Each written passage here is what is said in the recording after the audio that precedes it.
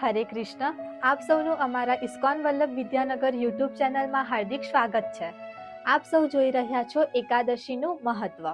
ચૈત્ર માસના કૃષ્ણ પક્ષની એકાદશીને પાપમોચીની એકાદશી કહે છે. તેના નામ પરથી જ સ્પષ્ટ થાય છે કે તે બધા જ પાપોને નષ્ટ કરનારી એકાદશી છે. બ્રહ્માંડ પુરાણમાં આ વર્ણન બતાવે છે કે એકવાર યુધિષ્ઠિર મહારાજ ભગવાન શ્રી કૃષ્ણને પ્રશ્ન પૂછે છે કે ચૈત્ર માસના કૃષ્ણ પક્ષની એકાદશીની મહિમા શું છે. પ્રાચીન કાળમાં ચૈત્રરથ નામનું એક ખૂબ જ સુંદર વન હતું. ફૂલોથી સુશોભિત આ વનમાં કેટલીક વાર દેવરાજ ઇન્દ્ર આવતા હતા અને આ રમણીય વનમાં વિહાર કરતા હતા. આ વનમાં જૈન ઋષિના પુત્ર અને શિવજીના પરમ ભક્ત મેઘાવી ઋષિ પણ તપસ્યા કરતા હતા. કામદેવ શિવજીના વિદ્રોહી હતા અને તેમની સાથે બદલો લેવાના ઈરાદાથી તેમને મંજુદોષા નામની એક અપ્સરાને મેઘાવી ઋષિની તપસ્યાનો ભંગ કરવા માટેનું કાર્ય સોંપ્યું. મંજુદોષા એ ખૂબ જ સુંદર અપ્સરા હતી અને તે મનમાં ને મનમાં મેઘાવી ઋષિનું ખૂબ જ સન્માન કરતા હતા.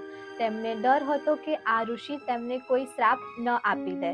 છતાં પણ તેમને હિંમત કરીને પોતાની મધુર વાણીથી આ મુનિને પોતાની તરફ આકર્ષિત કર્યા અને મેઘાવી ઋષિ પણ તેમના પ્રેમમાં પડી ગયા. તે દિવસ રાત આ અપ્સરા સાથે ભ્રમણ કરતા હતા. એક દિવસ મંજુદોષાએ મેઘાવી ઋષિ પાસે સ્વર્ગલોકમાં જવાની આજ્ઞા માંગી.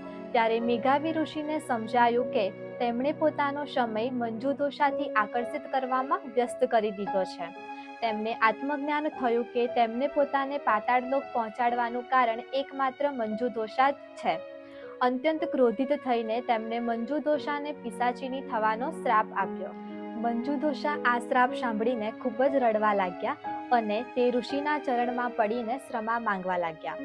વિનમ્ર થઈને ઋષિએ તેમને પાપમોચીની એકાદશીના વ્રતનું પાલન કરવા કહ્યું કે જેથી તે આ પાપમાંથી મુક્તિ મેળવી શકે છે. જ્યારે મેઘાવી ઋષિ પોતાના આશ્રમે પાછા પહોંચ્યા ત્યારે તેમણે પોતાના પિતા ચયન ઋષિને આ તમામ ઘટના વિશે કહ્યું. ત્યારે ચયન ઋષિએ તેમને કહ્યું કે તમે પણ મંજુદોષાને શ્રાપ આપીને પોતાની જાતને પણ આ પાપનો ભાગી બનાવી દીધો છે. જો તમારે પણ તમારા પાપ નષ્ટ કરવા હોય તો તમારે પણ આ એકાદશીના વ્રતનું પાલન કરવું પડશે.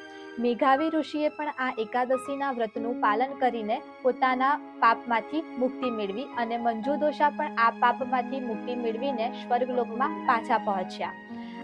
આ કથાથી આપણે સમજી શકીએ છીએ કે જે પણ વ્યક્તિ શ્રદ્ધાપૂર્વક અને ભક્તિભાવથી આ એકાદશીના વ્રતનું પાલન કરે છે તે મોટામાં મોટા પાપમાંથી મુક્તિ મેળવી શકે છે. આ કથાના માત્ર શ્રવણથી જ આપણને 1000 ગાય દાન આપ્યાનું ફળ પ્રાપ્ત થાય છે. આપ સૌને પાપમોચીની એકાદશીની હાર્દિક શુભકામના. ધન્યવાદ. હરે કૃષ્ણ.